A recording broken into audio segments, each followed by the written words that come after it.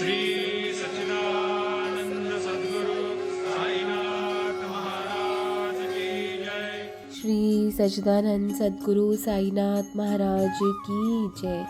श्री साई सच्चरित्र अध्याय 56। हरि का बेटा जरी का फेटा। हरि का नोबा की कथा। बाबा का क्रोध भी वरदान। नाना साहिब को बाबा की शिक्षा। हरि का बेटा जरी का फेटा। हरि का नोबा की कथा। तप, तीर्थ, व्रत, दान, यज्ञ आदि साधना के अनेक सोपान हैं जिनसे भगवान की कृपा प्राप्त की जा सकती है, लेकिन ये साधन कुछ कठिन प्रतीत होते हैं। सबसे सुगम साधन है हरि की भक्ति करना, अर्थात दिन रात भगवान हरि का ध्यान, नाम जप करना। यहाँ एक ऐसी ही कथा दी जा रही है। हरि का नोबा मुंबई के रहने वाले थे। उन्होंने अपने मित्रों, सगे संबंधियों से श्री साईं बाबा की लीलाओं के बारे में काफी कुछ सुन रखा था, लेकिन संशयालु स्वभाव के होने के कारण उन सब बातों पर उनका कोई विश्वास नहीं था। एक बार बाबा की परीक्षा लेने की दृष्टि से वे अपने मित्रों के साथ शिरडी पधारे। सिर पर वे जरी की पगड़ी बांधे थे और पैरों में नए सैंडल पहने थे। शिरडी पहुंचकर बाबा को दूर से देखकर वे बाबा को प्रणाम तो करना चाहते थे, लेकिन उन्हें नए सैंडलों की चिंता थी कि कहीं वे बाबा को प्रणाम करने जाए और पीछे से कोई नए सैंडल ना चुरा ले जाए। उनकी समझ में नहीं आ रहा था कि क्या किया जाए। आखिर उन्होंने सैंडलों को मंडप के एक कोने में छुपाकर रख दिया और मस्जिद में बाबा के दर्शनार्थ पहुंचे, लेकिन ध्यान सैंडलों में ही था। वहां पहुंचकर उन्होंने बाबा को प्रणाम किया और प्रसाद व उदी लेकर लौट आए। जब लौटे तो सैंडल गायब थे। बहुत ढूंढा लेकिन वे नहीं मिले। अंततः निराश होकर वे लौट पड़े। जिस स्थान पर ठहरे थे वहां पहुंचकर स्नान पूजन व नैवेद्य अर्पण करने के बाद वे भोजन करने बैठ गए, लेकिन उनका ध्यान अभी तक भी सैंडलों पर ही था। भोजन उपरांत हाथ मुंह धोकर जब वे बाहर की ओर आए तो एक मराठी बालक को अपनी ओर आते दिखा। उसके हाथ में एक डंडा था जिसके कोने पर एक नए सैंडल लटके थे। उस बालक ने हाथ धोने के लिए बाहर आने वालों से कहा कि बाबा ने मुझे यह डंडा हाथ में देकर मार्गों में घूम घूम कर हरि का बेटा जरी का फेटा पुकारने को कहा है, और कहा है कि जो कोई कहे कि सैंडल मेरे हैं उससे यह पूछना कि क्या उसका नाम हरि और उसके पिता का नाम का यानी कानोबा है। साथ ही बाबा ने यह भी देखने को कहा कि वह जरीदार साफा बांधे हुए है या नहीं, तभी उसे ये सैंडल दे देना। बालक की बात सुनकर हरि का नोबा को बड़ा आश्चर्य हुआ। उन्होंने आगे बढ़कर उस बालक से कहा कि ये सैंडल मेरे ही है और मेरा ही नाम हरि है। मैं कनोबा का बेटा हूँ। देखो मेरा ये जरी का साफा। बालक संतुष्ट हो गया। तब उसने वे सैंडल हरि कानोबा को दे दिए। हरि कानोबा ने सोचा कि मेरा जरीदार साफा तो सभी को दिखाई दे रहा है, हो सकता है कि बाबा ने भी देख लिया हो, लेकिन मैं तो शिरडी में पहली बार ही आया हूँ। फिर बाबा ने कैसे जान लिया कि मेरा नाम हरि है और मेरे पिता का नाम कानोबा है? वह तो बाबा की परीक्षा लेने आए थे। फिर उन्हें बाबा की महानता का ज्ञान हो गया और वे लौट आए। बाबा का क्रोध भी वरदान। भाई जी काका साहेब दीक्षित के भ्राता थे और संशयालु स्वभाव के थे। वे भी बाबा की परीक्षा लेना चाहते थे। 1906 में वे हिमालय गए। तब गंगोत्री घाटी के नीचे स्थित हरिद्वार के निकट उत्तरकाशी में उनकी भेंट सोमदेव स्वामी से हुई। इस प्रकार दोनों में पत्रों का परस्पर आदान प्रदान होता रहता था। 5 वर्ष बाद 1911 में एक बार सोमदेव स्वामी नागपुर में भाई जी के यहाँ ठहरे। वहाँ श्री साईं बाबा का यश सुनकर उन्हें बड़ी प्रसन्नता हुई और शिरडी जाकर बाबा के दर्शन करने की उनकी प्रबल इच्छा हुई। अतः मनमाड़ व कोपड़ गांव के बाद वे तांगे में बैठकर शिरडी की ओर गए।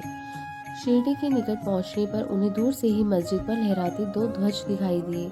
यह सत्य है कि संतों के ब्रह्मचरण से उनका मूल्यांकन करना बड़ा कठिन कार्य है।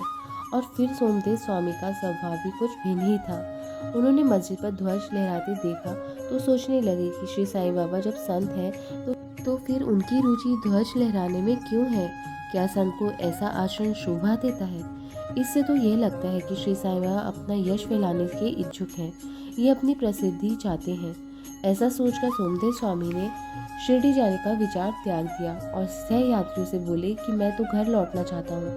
तब सह यात्रियों ने कहा कि फिर इतनी दूर व्यर्थ में ही क्यों आए हो? जब ध्वजाओं को देखकर ही आप इतने उद्विग्न हो गए तो शिरडी पहुंचकर जब बाबा की अन्य सामग्री, रथ, घोड़े, पालकी आदि को देखोगे तो आपकी क्या दशा होगी? यह सुनकर सोमदेव स्वामी को घबराहट हुई और वे बोले कि साधु संत तो मैंने अनेक देखे हैं, लेकिन ये तो निराले ही संत हैं जो इस तरह की ऐश्वर्य सामग्री एकत्र कर रहे हैं। ऐसे साधु के दर्शन से कोई लाभ नहीं है। ऐसा कहकर वे लौटने लगे। उनके सहयात्रियों ने उन्हें काफ़ी समझाया कि यह मनोवृत्ति छोड़कर आगे तो चलो। मस्जिद में रहने वाले संत श्री साईं बाबा स्वप्न में भी ऐसा कोई विचार नहीं रखते। यह तो भक्तों का उनके प्रति प्रेम है। भक्तों ने ही उन्हें यह सब भेंट किया है। काफ़ी समझाने बुझाने के बाद अंततः सोमदेव स्वामी बाबा के दर्शनों के लिए सहमत हो गए। वे मस्जिद के मंडप में पहुंचे तो उनका हृदय पिघल गया, आंखों से आंसू बहने लगे और कंठ अवरुद्ध हो गया। उनके मन में व्याप्त बुरे विचार गायब हो गए और अपने ही गुरु के शब्दों का स्मरण हो आया कि जहाँ मन प्रसन्न हो जाए, जहाँ मन आकर्षित हो जाए, उसी स्थान को अपना विश्राम धाम समझ लेना चाहिए। वे बाबा के चरणों में साष्टांग करने के लिए आगे बढ़े और बाबा के निकट पहुंचे तो बाबा अचानक क्रोधित होकर जोर जोर से चिल्लाते हुए बोले कि हमारा सामान हमारे पास ही रहने दो, तुम अपने घर लौट जाओ, खबरदार फिर कभी मस्जिद की सीढ़ियों पर चढ़े तो। ऐसे संत के दर्शन क्यों करने चाहिए जो मस्जिद पर ध्वजाएं लहराता है? क्या ये संत के लक्षण है? तुम एक क्षण भी यहाँ मत रुको। बाबा ने क्रोधावेश में जब ऐसा कहा तो सोमदेव स्वामी समझ गए कि बाबा ने उनके मन की बात जान ली है। वे वास्तव में ही सर्वज्ञ, निर्विकार व पावन है। उन्हें अपनी मूर्खतापूर्ण स्वभाव पर हंसी आने लगी। उन्होंने देखा कि बाबा किसी को हृदय लगाते हैं, किसी को हाथ से स्पर्श करते हैं, किसी को संतावना देते हुए प्रेम भाव से निहारते हैं, किसी को उधी का प्रसाद देखकर सुख संतोष पहुंचाते हैं। फिर उन्होंने मेरे प्रति ऐसा व्यवहार क्यों किया? काफी सोच विचार के बाद सोमदेव स्वामी इस निष्कर्ष पर पहुंचे कि इसका कारण संभवतः मेरी आंतरिक विचार ही है। मुझे अपना आचरण सुधारना चाहिए। बाबा का क्रोध मेरे लिए वरदान ही है। बाद में सोमदेव स्वामी बाबा के शरणागत होकर उनके परम भक्त बन गए। नाना साहेब को बाबा की शिक्षा। एक बार की बात है, नाना साहेब चंदोरकर, महालसापति व अन्य भक्त मस्जिद में बैठे थे। तभी बीजापुर का एक कुलीन यवन परिवार बाबा के दर्शनार्थ आया। उस परिवार की स्त्रियां लजा रही थी, अतः नाना साहेब वहां से उठकर बाहर चले जाना चाहते थे, लेकिन बाबा ने उन्हें ऐसा करने से मना कर दिया। स्त्रियों ने आगे बढ़कर बाबा के दर्शन किए। उनमें से एक स्त्री ने घूंघट हटाकर बाबा के चरणों में प्रणाम किया और फिर घूंघट डाल दिया। नाना साहेब उस स्त्री के सौंदर्य के प्रति आकर्षित हो गए। वे फिर उस स्त्री के सौंदर्य को देखने के लिए ललायित हुए। नाना साहेब की मनोव्यथा को बाबा जान गए। जब सब लोग चले गए तब बाबा नाना साहेब से बोले कि नाना, क्यों व्यर्थ ही मोहित हो रहे हो? इंद्रियों को अपना कार्य करने दो। हमें उनके कार्य में व्यवधान नहीं डालना चाहिए। ये भगवान की मनोरम सृष्टि है।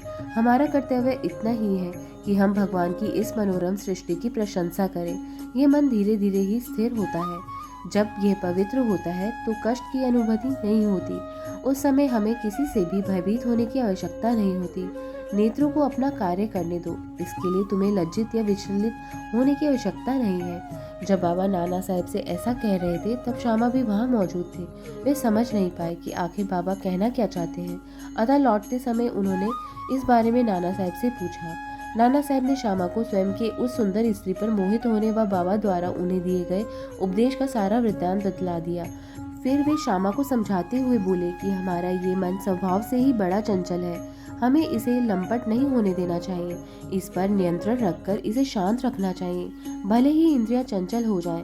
इंद्रियों तो संभवतः विषय पदार्थों के लिए सदैव सचेत रहती है, लेकिन हमें उन्हें उनकी विषयों के प्रति आकर्षित होने से रोकना चाहिए। प्रयास करने पर ऐसा करना संभव है।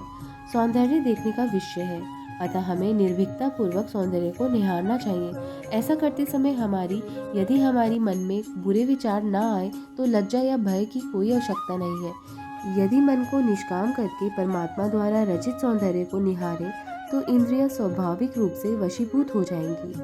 तब विषयों का आनंद लेते समय भी परमात्मा की स्मृति बनी रहेगी। यदि मन को ब्रह्म इंद्रियों के पीछे दौड़ते हुए उनके विषयों में लिप्त हो जाओगे तो जन्म मरण से मुक्ति कभी नहीं मिल सकेगी। विषय पदार्थों से तो इंद्रियां पथभ्रष्ट ही होती हैं, अतः ज्ञान रूपी सारथी द्वारा मन रूपी लगाम को पकड़कर इंद्रिय रूपी घोड़ों को उनके विषयों की ओर दौड़ने से रोकना चाहिए।